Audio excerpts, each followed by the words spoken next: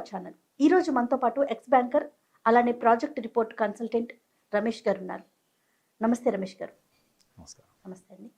రమేష్ గారు, stand up India అని ఒక స్కీమ్ ఉంది.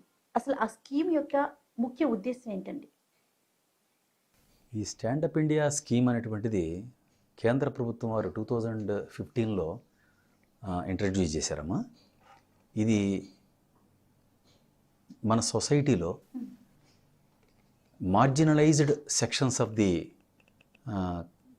కమ్యూనిటీ, అంటే కొంచెం వెనకబడి వాళ్ళకి ఎకనామికల్గా కొంచెం లిఫ్ట్ ఇచ్చి వాళ్ళని కూడా సోషల్ ఎంపవర్మెంట్ వాళ్ళకి క్రియేట్ చేసి వాళ్ళ యొక్క సామాజికంగా వాళ్ళ యొక్క స్టేటస్ని ఇంప్రూవ్ చేయడం కోసం వాళ్ళకి ఒక ఎర్నింగ్ కెపాసిటీని పెంచాలనే ఉద్దేశంతో మార్జినలైజ్డ్ సెక్షన్ ఆఫ్ ది కమ్యూనిటీలో సెగ్మెంట్ వాళ్ళది, అంటే ఎస్సీలు, ఎస్టీలు, ఉమెన్ ఎంటర్ప్రెన్యూర్స్, వీళ్ళలో ఉన్నటువంటి న్యాచురల్ టాలెంట్స్, వాళ్ళకు ఉన్నటువంటి ఎంటర్ప్రెన్యూర్స్ని స్కిల్స్ని దృష్టిలో పెట్టుకొని వాళ్ళు డెవలప్ అయితే కనుక వాళ్ళకంటూ వాళ్ళ జీవితంలో ఒక సోషల్ ఎంపవర్మెంట్ వస్తుందని చెప్పి వాళ్ళకి బ్యాంకులు రుణాలు ఇచ్చి ఒక 10 lakhs నుంచి 1 crore వరకు కనుక లోన్ ఇస్తే వాళ్ళు ఒక మీడియం సైజ్ కానీ, మైక్రో యూనిట్ కానీ, మీడియం సైజ్ యూనిట్ కానీ, ఒక ఇండస్ట్రీ కానీ, ఒక వ్యాపారం ఏదైనా స్టార్ట్ చేస్తే వాళ్ళకు ఉపయోగపడుతుంది.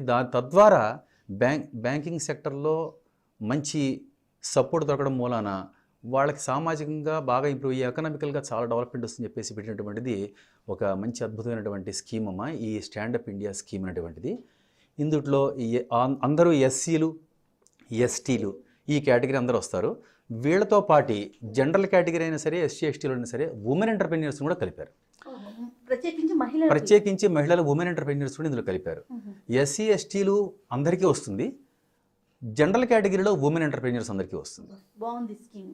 వీళ్ళందరికీ కూడా వాళ్ళకు ఉన్నటువంటి ఎంటర్ప్రెన్యూర్ స్కిల్స్ని డెవలప్ చేసుకొని యూటిలైజ్ చేసుకొని సమయానికి వాళ్ళంతటా వాళ్ళే వాళ్ళ కాళ్ళ మీద నిలబడి వాళ్ళకి జీవన ఉపాధిని ఏర్పరచుకుంటూ వాళ్ళతో పాటు ఇంకొక 2 ముగ్గురికో 4 5 ఉపాధి కల్పించడం కోసం గాను వీళ్ళకి ఏర్పడినటువంటి మంచి అద్భుతమైనటువంటి స్టాండప్ ఇండియా స్కీమ్ ఇది. దీంట్లో లోన్ ఎంత వరకు ఇస్తారండి? ఈ స్టాండప్ ఇండియా స్కీమ్లో 10 లక్షల పైన నుంచి ₹1 కోటి వరకు ఈ స్కీమ్ కవర్ అవుతుందమ్మా. 10 లక్షల వరకు ఇచ్చేటువంటి స్కీమ్స్ గవర్నమెంట్ వేరే వేరే సందర్భాలలో మైక్రో యూనిట్స్కి లోన్స్ ఇవ్వడం మూలాన 10 లక్షల పైన నుంచి 1 కోటి వరకు కొంచెం medium size, small size enterprises develop అవ్వడం కోసం గాను ప్రత్యేకించి ఈ లెవెల్ ఆఫ్ వ్యాపారాలకి ప్రోత్సహించడం కోసం కానీ పెట్టినటువంటి స్కీమ్ ఇది. అందుకని అప్ టు 1 crore వరకు ఈ స్టాండప్ ఇండియా స్కీమ్ కింద లోన్స్ ఇవ్వడం జరుగుతుంది. అయితే బ్యాంక్ యొక్క టర్మ్స్ అండ్ కండిషన్స్ ఏ విధంగా ఉన్నాయండి? అంటే ఒక సామాన్యులు లోన్ తీసుకోవాలనుకుందాము, వాళ్ళకి బ్యాంక్ ఏ విధమైన టర్మ్స్ అండ్ కండిషన్స్ పెడుతోంది? ఎవరు అర్హులు లోన్ తీసుకోవటానికి? ఈ స్టాండప్ ఇండియా స్కీమ్ కింద 18 years అండ్ అబోవ్ ఉన్నటువంటి ప్రతి పౌరుడు ఎలిజిబిలిటీ ఉన్నారండి. కాకపోతే ఈ స్టాండప్ స్కీమ్ పెట్టింది మాత్రం ప్రత్యేకించి ఎస్సీ ఎస్టీ మెంబర్స్కి, సిటిజన్స్కి, తర్వాత ఉమెన్ ఎంటర్ప్రెన్యూర్స్కి పెట్టారు. ఈ అర్హత అనేటువంటిది ఒక్కొక్కసారి SC ST applicants non SC ఎస్టీతో కూడా కలిసి కూడా ఒక వ్యాపారం పార్ట్నర్షిప్ కానీ, ప్రైవేట్ లిమిటెడ్ కంపెనీ కానీ కూడా పెట్టుకోవచ్చు. పెట్టుకున్నప్పుడు వాటిల్లో ఎస్సీ ఎస్టీల యొక్క ఓనర్షిప్ 51% తగ్గకుండా ఉండాలి. అలాగే ఉమెన్ ఎంటర్ప్రెన్యూర్ వేరే వాళ్ళతో కలిసి పెట్టుకున్నా కూడా ఉమెన్ ఓనర్షిప్ 51% తగ్గకుండా ఉంటే అది పార్ట్నర్షిప్ ఫారం అయినా సరే, ప్రైవేట్ లిమిటెడ్ కంపెనీ అయినా సరే, ఇంకా 2-3 కలిసి వ్యాపారం పెట్టుకున్నా కూడా వాళ్ళు కూడా కవర్ అవుతారు. ముఖ్యంగా అర్హులు వీళ్ళు అవుతారు. ఇంక ఇది కాకుండా ముఖ్యంగా అర్హులు ఎవరు అంటే ఒక వయబుల్, ఎకనామికల్గా viable project, any project which is doing approved business which will generate some returns. ఆ యొక్క ప్రాజెక్ట్ మీద కొద్దిగా రిటర్న్స్ అంటూ వస్తుంటే డెఫినెట్గా వాళ్ళకి బ్యాంక్ లోన్కి ఈ స్టాండప్ ఇండియా స్కీమ్ కింద వాళ్ళకి బ్యాంకులు అర్హులు అవుతారు. తర్వాత మనం లోన్కి వెళ్ళే ముందు ప్రతి బ్యాంకు కూడా కొన్ని టర్మ్స్ అండ్ కండిషన్స్ పెడుతుంది. అంటే అది ఎలాగంటే మన కొన్ని సెక్యూరిటీస్ చూపించాలని చెప్పి ఎలిజిబిలిటీకి సంబంధించి. సో ఈ ఎలిజిబిలిటీకి సంబంధించి ఈ స్టాండప్ ఇండియా స్కీమ్లో ఏమన్నా మనము సబ్మిట్ చేయాల్సి ఉంటుందా? ఎలిజిబిలిటీ అంటే ఫస్ట్ బేసిక్గా ఒక ప్రాజెక్ట్ రిపోర్ట్ సబ్మిట్ చేయాల్సి ఉంటుంది. ఆ ప్రాజెక్ట్ రిపోర్ట్లో మనం ఈ ప్రాజెక్ట్ని ఎందుకు ఎన్నుకున్నాం, దీంట్లో టెక్నికల్గా, ఎకనామికల్గా, కమర్షియల్గా ఈ ప్రాజెక్ట్ ఎందుకు నిలబడుతుంది, నేను ఈ ప్రాజెక్ట్ని ఎందుకు ఎన్నుకున్నాను, నేను ఈ టైప్ ఆఫ్ బిజినెస్ని నేను ఎందుకు సెలెక్ట్ చేసుకున్నాను, ఇది నేను ఏ విధంగా నేను దీన్ని హ్యాండిల్ చేస్తూ నేను ప్రాఫిట్ జనరేట్ చేసేట్టుగా వ్యాపారంగా దీన్ని నేను మలుచుకోగలుగుతాను. అలాగే ఇది మన యాంగిల్లో మనం ఎక్స్ప్లెయిన్ చేస్తూ బ్యాంకర్కి కూడా వాళ్ళు ఏం ఎక్స్పెక్ట్ చేస్తారంటే ఈ ప్రాజెక్ట్ని రిటర్న్స్, ప్రాఫిట్స్ జనరేట్ చేసేటువంటి ప్రాజెక్ట్ కాదనేటువంటిది వాళ్ళు సాటిస్ఫై అవ్వాలి. ఈ రెండింటిని ఈ ఇరు వర్గాలు కూడా బేరీజ్ వేసుకొని ఒక జడ్జిమెంట్కి రావడానికి హెల్ప్ చేసేది బేసిక్ ఎలిజిబిలిటీ క్రైటీరియా సబ్మిషన్, ఒక ప్రాజెక్ట్ రిపోర్ట్. ఈ ప్రాజెక్ట్ రిపోర్టుతో పాటు అప్లికెంట్ లోన్ అప్లికేషన్ ఫామ్స్, వాళ్ళ యొక్క అర్హతను చూపించుకోవడం కోసం కానీ వాళ్ళకి ఆధార్, కేవైసీ పేపర్స్, డాక్యుమెంట్స్, అలాగే పాన్ రిజిస్ట్రేషన్స్, గవర్నమెంట్ పర్మిషన్స్, ఇవన్నీ కూడా తీసుకొని వాళ్ళు సబ్మిట్ చేయాలి. ఇంకా మీరు అడిగినటువంటి సెక్యూరిటీ విషయానికి వస్తే ఈ స్టాండప్ ఇండియా స్కీము ప్రభుత్వం వాళ్ళు వేరే ప్రాపర్టీ సెక్యూరిటీస్ అన్నీ బ్యాంకులకి సాటిస్ఫైడ్గా తెచ్చి ఇవ్వలేక వాళ్ళు చాలా కష్టపడతారు. కాబట్టి వాళ్ళందరికీ ఈ ప్రాబ్లమ్ సాల్వ్ చేయడం కోసం గాను మంచి మంచి micro and small and medium enterprises develop అవ్వాలి. కాబట్టి ఎకానమీలో కొలాటరల్ సెక్యూరిటీ లేకుండా ఒక credit guarantee scheme for stand up India loans అని చెప్పి సెపరేట్గా ఒక స్కీమ్ కింద ప్రతి బ్యాంకు వాళ్ళు కూడా ఏ అయితే లోన్ ఇస్తామో ఆ లోన్ అమౌంట్ని, శాంక్షన్ అమౌంట్ని credit guarantee scheme for stand up India loans అనే స్కీమ్ కింద కవర్ చేసి ఓన్లీ ప్రైమరీ సెక్యూరిటీ తీసుకొని కొలాటరల్ సెక్యూరిటీని పార్టీస్ దగ్గర నుంచి, అప్లికెంట్స్ దగ్గర నుంచి, ఎంటర్ప్రైజెస్ దగ్గర నుంచి ఇన్సిస్ట్ చేయకుండా బ్యాంకులు చాలా సులభంగా ఈ లోన్లు ఇవ్వడానికి కోసం రూపొందించినటువంటిది స్కీమ్ ఇది. సో ప్రతి లోన్లో కూడా ప్రైమరీ సెక్యూరిటీ ఉంటుంది. మనం ఏ అసెట్ అయితే, ఒక మిషన్ కానీ, ఒక ఫ్యాక్టరీలో ఒక మిషన్ కానీ, ఒక ఫర్నిచర్ కానీ, ఒక ఎక్విప్మెంట్ కానీ, ఒక షెడ్ కట్టడం కోసం కానీ, దేనికైనా మనకు లోన్ తీసుకుంటే అది ఆ షెడ్ కానీ, ఆ మిషన్ కానీ, ఆ ఫర్నిచర్ కానీ, ఏ అసెట్ అయితే క్రియేట్ అవుతుందో లోన్ వల్ల అది ప్రైమరీ సెక్యూరిటీ అవుతుంది. ప్రైమరీ సెక్యూరిటీ కాకుండా సేఫ్ సైడ్ మనం బ్యాంకులు తీసుకునేటువంటిదే ఎక్స్ట్రా ప్రాపర్టీ సెక్యూరిటీ, అది ఇమ్మూవబుల్ ప్రాపర్టీ, అది కొలాటరల్ సెక్యూరిటీ అంటారు. ఈ కొలాటరల్ సెక్యూరిటీ అనేటువంటిది లేకుండా స్టాండప్ ఇండియా స్కీమ్ కింద up to 1 crore credit guarantee scheme కింద గ్యారంటీ కవర్ చేస్తూ లోన్స్ ఇవ్వాలని చెప్పేసి ఈ స్టాండప్ ఇండియా స్కీమ్ రూపొందించబడింది. చాలా మంచి పథకం కదండి ఇది. చాలా మంచి పథకం. మరి రీపేమెంట్ మెథడ్ ఎలా నిర్ణయించారు బ్యాంకింగ్ సెక్టర్? ఇందుట్లో స్టాండప్ ఇండియా స్కీమ్ కింద లోన్స్ 2 రకాలుగా ఇస్తారు. ఒకటి ఏంటంటే టర్మ్ లోన్, ఇంకొకటేమో వర్కింగ్ క్యాపిటల్. టర్మ్ లోన్ అంటే ఫస్ట్ స్టార్టింగ్ ఆ ఎంటర్ప్రైజ్ పెట్టడానికి, అది మ్యానుఫ్యాక్చరింగ్ సెక్టర్ అవ్వచ్చు, లేకపోతే సర్వీసెస్ సెక్టర్ అవ్వచ్చు. మ్యానుఫ్యాక్చరింగ్ సెక్టర్ కానీ, సర్వీస్ సెక్టర్ కానీ పెట్టాలి అంటే దానికి ఒక ఎస్టాబ్లిష్మెంట్ అవసరం పడుతుంది. ఒక ఆఫీసు, లేకపోతే ఒక షెడ్, ఒక ఫ్యాక్టరీ యూనిట్, ఎక్కడైతే మనం దానికి సంబంధించినటువంటి యాక్టివిటీస్ జరగాలో దానికి ఒక ప్రిమిసెస్ క్రియేట్ అవ్వాల్సి వస్తుంది. ఒక్కొక్కసారి ప్రిమిసెస్ లీజ్కి తీసుకున్నా కూడా దానికి సంబంధించినటువంటి machinery, plant and machinery, equipment, furniture, fixtures, tools and kits అవన్నీ తీసుకోవాల్సిన అవసరం పడతాయి. ఆ ఇన్ఫ్రాస్ట్రక్చర్ ఏదైతే డెవలప్ చేసుకోవాల్సి ఉంటుందో వీటి కోసం ఇచ్చేదంతా కూడా టర్మ్ లోన్ అంటారు. ఈ టర్మ్ లోన్ తోటి క్రియేట్ అయ్యేటువంటివే ఈ అసెట్స్ అన్నీ. ఒకసారి యూనిట్ ఎస్టాబ్లిష్ చేసిన తర్వాత, ప్రొడక్షన్కి రెడీ అయిపోయిన తర్వాత, లేకపోతే సర్వీసెస్ సెక్టర్ కనుక అయితే సర్వీసెస్కి రెడీ చేసుకున్న తర్వాత, అది డిపెండ్స్. ఒకసారి 3 months కావచ్చు, ఒకసారి 4 months, 6 months, size of the ప్రాజెక్ట్ని బట్టి, కాంప్లెక్సిటీస్ ఆఫ్ ది ప్రాజెక్ట్ని బట్టి ఆ యొక్క టైం షెడ్యూల్ డిపెండ్ అయి ఉంటుంది, షెడ్యూల్ ఆఫ్ ది ఇంప్లిమెంటేషన్. దాని తర్వాత ఎప్పుడైతే దాని యొక్క కమర్షియల్ ఆపరేషన్స్ స్టార్ట్ అవుతాయో, ఇన్కమ్ జనరేట్ అవుతుందో, రెవెన్యూ, అప్పటి నుంచి రీపేమెంట్ ఫిక్స్ చేస్తారు.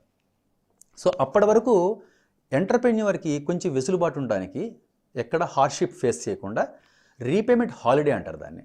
ఈ రీపేమెంట్ హాలిడే 6 months కానీ, 4 months కానీ, 12 months కానీ, 18 months కానీ ప్రాజెక్ట్ యొక్క డిపెండ్ ఉంటుంది. ఇన్వెస్ట్మెంట్ ఎంత ఉంది, ఈ ప్రాజెక్ట్ కంప్లీట్ అవ్వడానికి ఎన్నాళ్ళు టైం పడుతుంది, ఎన్నాళ్లలో కమర్షియల్ ఆపరేషన్ స్టార్ట్ చేయగలుగుతాడు, ఇవన్నింటినీ కూడా ప్రాజెక్ట్ రిపోర్ట్లో వీళ్ళు ఇచ్చినటువంటి డీటెయిల్స్ అన్ని అర్థం చేసుకొని డిస్కస్ చేసి బ్యాంకర్స్ వాళ్ళకున్నటువంటి ఎక్స్పీరియన్స్ని కూడా దృష్టిలో పెట్టుకొని హాలిడే పీరియడ్ డిసైడ్ చేస్తారు.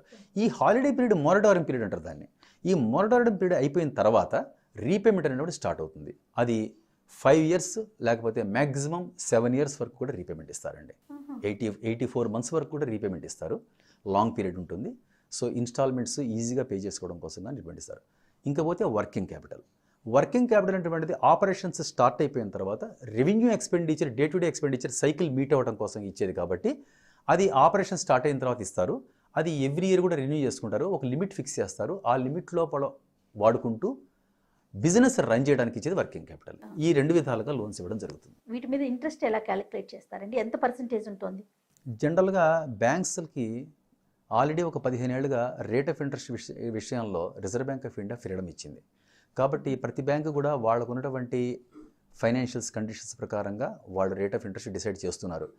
ప్రతి బ్యాంకుకి కూడా బేసిక్గా ఒక రేట్ ఉంటుంది, ఎంసీఎల్ఆర్ అని చెప్పి రేట్, బేస్ రేట్. ఆ బేస్ రేటు ఒక 0.5%, 1% అటు ఇటుగా ఉంటాయి బ్యాంక్స్. ఆ బేస్ రేట్ ఏదైతే ఉంటుందో ఎంసీఎల్ఆర్, ప్రైవేట్ బ్యాంక్స్. సో ఆ బేస్ రేట్ ఎంసీఎల్ఆర్ ఏదైతే ఉంటుందో దాని మీద రఫ్గా ఒక +3% స్ప్రెడ్ కలిపి స్టాండప్ ఇండియా లోన్స్ స్కీమ్ కిందమని చెప్పేసి స్కీమ్లోనే అది ప్రిస్క్రైబ్ చేయడం జరిగింది. ఈ ప్రకారంగా చూస్తే ప్రస్తుతం ఉన్నటువంటి పరిస్థితుల్లో బ్యాంక్స్ జనరల్గా ఈ స్టాండప్ ఇండియా ఇస్తున్నటువంటి లోన్స్కి అరౌండ్ 11 to 12% వర్కౌట్ అవుతుందండి. యాజ్ ఏ ప్రాజెక్ట్ కన్సల్టెంట్ మీరు రిపోర్టర్ కదా, మీ నాలెడ్జ్ ప్రకారం అసలు ఎంతమంది ఈ స్టాండప్ ఇండియా అనేది చాలా మంచి అద్భుతమైన, మీరు ఈ డీటెయిల్స్ చెప్తుంటే ఇంత ఫెసిలిటీ ఇస్తుందా గవర్నమెంట్ అనిపిస్తుంది. పబ్లిక్ అసలు ఎంతవరకు ఉపయోగించుకుంటున్నారు, వారికి అవేర్నెస్ ఎంతవరకు ఉందంటారండి? అవేర్నెస్ ప్రభుత్వ పరంగా స్టాండప్ ఇండియా స్కీమ్ గురించి ఆల్రెడీ బిల్ పాస్ చేసిన తర్వాత, అది యాక్ట్ పాస్ చేసిన తర్వాత, దాన్ని అమల్లోకి తీసుకొచ్చిన తర్వాత అవేర్నెస్ ప్రభుత్వం సైడ్ నుంచి కొంత జరిగిందండి. బ్యాంక్స్ వాళ్ళకి వయబుల్ ప్రాజెక్ట్స్ వచ్చేంతవరకు సాటిస్ఫై అయ్యేంతవరకు వాళ్ళు లోన్స్ ఇవ్వరు. కాబట్టి అనుకున్నంత స్పీడ్గా స్టాండప్ ఇండియా స్కీమ్లో లోన్స్ ప్రజలు అవైల్ చేసుకోవడం ఎక్కువ జరగట్లేదు. ఎందుకంటే ప్రజలు, ఎంటర్ప్రెన్యూవర్స్ ఆతృతలో వాళ్ళు స్కీమ్ని కింద లోన్ తీసుకోవాలనుకుంటున్నారు, కానీ ఉన్నంత వరకు బ్యాంక్స్లో లోన్ దొరకవు. కాబట్టి వాళ్ళు నేను ఈ ప్రాజెక్ట్ చేయగలుగుతాను, ఏ ప్రాజెక్ట్ చేయగలుగుతాను అనేటువంటిది వైబుల్ ప్రాజెక్ట్ని సెలెక్ట్ చేసుకొని మోర్ రియలిస్టిక్గా, ప్రాక్టికల్గా ఉండేదిగా, మార్కెట్ ఓరియంటెడ్గా సెలెక్ట్ చేసుకొని వెళ్తే తప్పకుండా అది బ్యాంక్స్లో అది సహాయం తప్పకుండా జరుగుతుంది. స్టాండప్ ఇండియా స్కీమ్ మొదట్లో లేకపోయినప్పటికీ గత 1 yearగా మంచి పాపులారిటీ సంపాదించింది. దీన్ని ఇంకా బాగా పాపులారిటీ తీసుకురావాల్సినటువంటి బాధ్యత గవర్నమెంట్ మీద తప్పకుండా ఉంది. వాళ్ళు తప్పకుండా చేస్తున్నారు. బ్యాంక్స్ కూడా ఈ మధ్య బాగానే ఎంటర్ప్రెన్యూర్స్కి, స్మాల్ అండ్ మీడియం ఎంటర్ప్రెన్యూర్స్కి మంచి వైబుల్ ప్రాజెక్ట్స్ వస్తే వాళ్ళు కూడా బాగా ఎంకరేజ్ చేస్తూ, సపోర్ట్ చేస్తూ ఇస్తున్నారమ్మా. ఎంఎస్ఎంఈ క్యాంపెయిన్స్ మాత్రం ప్రతి బ్యాంకు కూడా పీరియాడికల్గా monthly once in quarter MSME loan మేళాలు, స్కీమ్స్ మాత్రం క్యాంపెయిన్స్ మాత్రం చాలా విరివిగా కండక్ట్ చేస్తూ ఎంటర్ప్రెన్యూర్స్ అందరినీ మీటింగ్స్ పిలిచి అందుట్లో అప్లికేషన్స్ అన్ని కాల్ఫర్ చేసి వయబుల్ ప్రాజెక్ట్స్ని వాళ్ళు తీసుకొని ఇందుట్లో ఏ ప్రాజెక్ట్ అయితే వైబుల్ అనిపిస్తుందో ఎంటర్ప్రెన్యూర్ యొక్క ఏదైతే వాళ్ళ స్కిల్స్ని అబ్జర్వ్ చేసి ఇంటర్వ్యూస్ కండక్ట్ చేసి ఖచ్చితంగా వాళ్ళు ఎవ్రీ క్వార్టర్ రివ్యూ చేసుకుంటూ ప్రపోజల్స్ని బాగా కన్సిడర్ చేస్తున్నారు. క్యాంపెయిన్స్ బాగా సక్సెస్ఫుల్గా చాలా ఆర్గనైజ్ చేస్తున్నారు. అయితే సార్, ఇది ఇప్పుడు ఈ లోన్ ఇచ్చే విధానం ఆల్రెడీ రన్నింగ్లో ఉన్న వారికి ఇస్తారా, వ్యాపారులకి, లేకుంటే కొత్తగా స్టార్ట్ చేసే వారికి ఇవ్వటం జరుగుతుందా? స్టాండప్ ఇండియా స్కీమ్ కింద ఇచ్చేది మాత్రం ఓన్లీ కొత్తగా స్టార్ట్ చేసేటువంటి వ్యాపారాలకే ఇస్తారమ్మా. రన్నింగ్ ఆల్రెడీ ఎగ్జిస్టింగ్ యూనిట్స్కి ఉండదు ఇది. ఈ స్టాండప్ ఇండియా స్కీమ్ అనేటువంటిది ఆ యొక్క పర్టికులర్గా ఆ యొక్క ఎంటర్ప్రెన్యూర్కి, అప్లికెంట్కి అది ఒక ఫస్ట్ టైం ప్రాజెక్ట్ అయి ఉండాలి. సో వాళ్ళు మాత్రమే ఎంకరేజ్ చేస్తారు, కొత్తగా స్టార్ట్ చేసే వాళ్ళని ఎంకరేజ్ చేస్తారు. It's almost A green field project అంటారు దీన్ని. గ్రీన్ ఫీల్డ్ ప్రాజెక్ట్ అంటే ఆల్రెడీ స్కీమ్ వాళ్ళే స్పెసిఫై చేశారు. అంటే ఈ యొక్క అప్లికెంట్కి, ఈ ఎంటర్ప్రెన్యూర్కి ఈ పర్టికులర్ ప్రాజెక్ట్ ఫస్ట్ డే ఉండాలి. ఇంతకుముందు ఎక్కడైనా వేరే అతను ఏదైనా పార్ట్నర్కి ఎక్కడైనా ఏదైనా బిజినెస్లో ఉండొచ్చు, కానీ ఈ పర్టికులర్ ప్రాజెక్ట్ ఏదైతే రిపోర్ట్ తీసుకొని వెళ్తున్నారో, అప్రోచ్ అవుతున్నారో, ఇది గ్రీన్ ఫీల్డ్ ప్రాజెక్ట్ అయి ఉండాలి, కొత్త ప్రాజెక్ట్ అయి ఉండాలి. సో ఓన్లీ న్యూ ప్రాజెక్ట్స్కి, whether it is manufacturing sector అవనివ్వండి, సర్వీసెస్ సెక్టర్ అవనివ్వండి, ట్రేడింగ్ అవనివ్వండి, మూడిట్లో దేనికైనా సరే ఫ్రెష్గా స్టార్ట్ చేసే బిజినెస్కి స్టాండప్ ఇండియా స్కీమ్. ఒక బ్యాంక్ దగ్గరికి వెళ్ళాము, అన్ని సబ్మిట్ చేశారు, ఒక కస్టమర్ ఓకే అన్నారు. లోన్ అమౌంట్ని ఓకే చేసిన తర్వాత తన చేతికి ఎన్ని రోజుల్లో, అంటే ఎంత వ్యవధిలో ఇవ్వటం జరుగుతుందంటారు? అది ఎంత వ్యవధిలో ఇవ్వడం అంటే కనుక శాంక్షన్ అయిన తర్వాత ఈ టర్మ్ లోన్ రిలీజ్ చేయాలమ్మా. ఫస్ట్ టర్మ్ లోన్ రిలీజ్ చేయడం అంటే కనుక అది వ్యాపారాన్ని, ఒక ప్రాజెక్ట్ యొక్క నేచర్ని బట్టి ఒకటేసారి ఇన్స్టాల్మెంట్లో రిలీజ్ చేయాలా లేకపోతే 2-3 ఇన్స్టాల్మెంట్లో రిలీజ్ చేయాలనేటువంటిది బ్యాంక్ డిసైడ్ చేస్తారు. ప్రాజెక్ట్ రిపోర్ట్లో ఉన్నటువంటి డీటెయిల్స్ని పెట్టుకొని ఆ యొక్క ఎంటర్ప్రెన్యూర్ అప్లికెంట్ని కూర్చోబెట్టుకుని డిస్కస్ చేసి ఫర్ ఎగ్జాంపుల్ ఒక చిన్న యూనిట్లో చిన్న ఇన్ఫ్రాస్ట్రక్చర్ డెవలప్ చేసుకోవాలి, ఒక ఎక్విప్మెంట్ కొనాలి. ఎక్విప్మెంట్ కొనడానికి ఆల్రెడీ ప్రాజెక్ట్ రిపోర్ట్లో మెన్షన్ చేసేటువంటి ఏమేమి మిషన్స్ కొంటారో వాళ్ళ దగ్గర నుంచి కొటేషన్స్ పట్టుకొచ్చి ఉంటారు.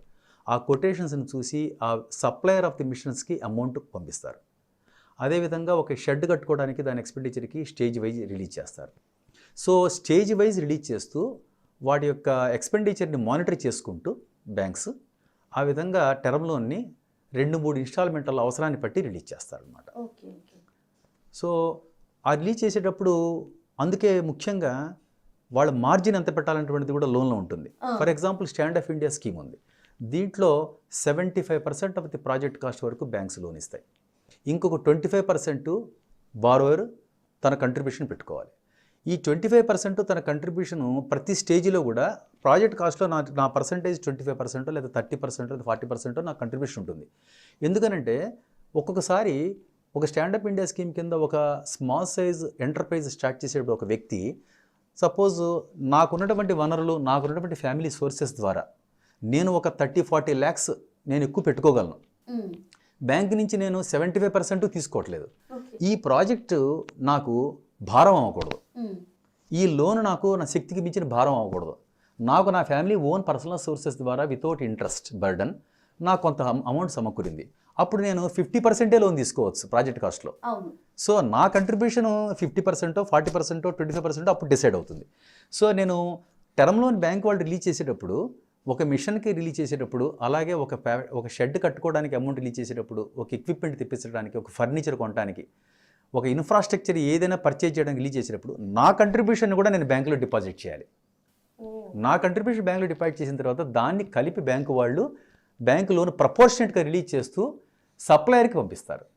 సో అందుకని ఎప్పుడు కూడా మన ప్రాజెక్ట్ డిసైడ్ చేసుకునేటప్పుడే, మన లోన్ అడిగేటప్పుడే నా ఫైనాన్షియల్ రిసోర్సెస్ ఏంటి, నా స్తోమత ఏంటి, నేను ఈ ప్రాజెక్ట్ని ప్రాపర్గా నా శక్తి కొలిది నేను ఎన్నుకున్నానా అనేది డిసైడ్ చేసుకొని బేరీజ్ వేసుకొని తన శక్తి కొలిది కూడా నా ఎబిలిటీస్ కూడా దృష్టిలో పెట్టుకొని ప్రాజెక్ట్ని ఎన్నుకున్నప్పుడు ఇవన్నీ కూడా ప్లస్ పాయింట్స్ కలిసేసి వస్తాయి. బ్యాంక్ వాళ్ళు ఈ ఫైనాన్షియల్ రిసోర్సెస్ చూసి అమౌంట్ లోన్ శాంక్షన్ చేసి నీ మీన్స్ ఆఫ్ ఫైనాన్స్లో నీ కంట్రిబ్యూషన్ కూడా అక్కడ డిపాజిట్ చేయించిన తర్వాత బ్యాంకు లోన్ రిలీజ్ చేసిన తర్వాత కలిపి సప్లైకి పంపించి ఆ మిషన్ వచ్చిందో లేదో మానిటర్ చేసుకుంటారు బ్యాంకు వాళ్ళు. సో ఈ విధంగా రిలీజ్ చేయడం అనేటువంటిది, బ్యాంకు లోన్ ఇవ్వడం అనేటువంటిది ఇన్స్టాల్మెంట్ పద్ధతిలో depending upon the speed of the implementation of the project, దాన్ని బట్టి రిలీజ్ చేయడం జరుగుతుంది అన్నమాట. అయితే రమేష్ గారు, ఇప్పుడు లోన్ ఇచ్చేసిన తర్వాత బ్యాంక్ ఏదైనా సబ్సిడీ ఇస్తుందండి? ఈ స్టాండప్ ఇండియా స్కీమ్ కింద సబ్సిడీ అంటూ ఏదీ లేదండి.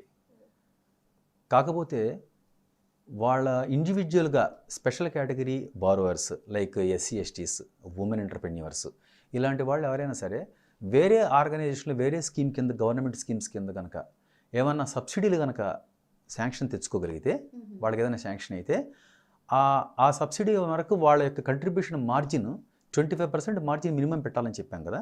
ఆ 25% మార్జిన్లో ఒక 15% వరకు మార్జిన్ తగ్గించుకోవడానికి స్టాండప్ ఇండియా స్కీమ్ కింద పర్మిషన్ ఉంది.